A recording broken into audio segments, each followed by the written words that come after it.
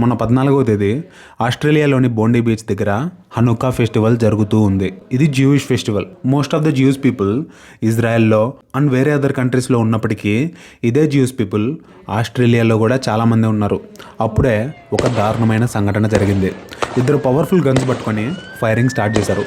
దొరికిన వాళ్ళని దొరికినట్టు కాల్ చేశారు. అప్రాక్సిమేట్లీ 15 నుండి 16 మంది చనిపోయారు అండ్ 42 మందికి తీవ్ర గాయాలయ్యాయి. ఆ ఫైరింగ్ చేసిన ఇద్దరు ముస్లిం కమ్యూనిటీకి చెందిన పాకిస్తాన్ వాళ్ళని ఇజ్రాయెల్ రిపోర్ట్ చేసింది. వాళ్ళిద్దరూ తండ్రి కొడుకులు.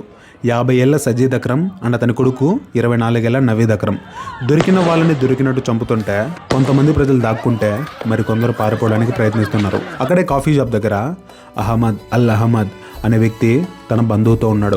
నాకేమన్నా జరిగితే నా ఫ్యామిలీని చూసుకోమని తన బంధువుకి చెప్పి బయలుదేరాడు. 24 ఏళ్ల నవీద్ అక్రమ్ ఫైర్ చేస్తున్నప్పుడు అహ్మద్ కారు వెనుక చాటుగా దాక్కున్నాడు.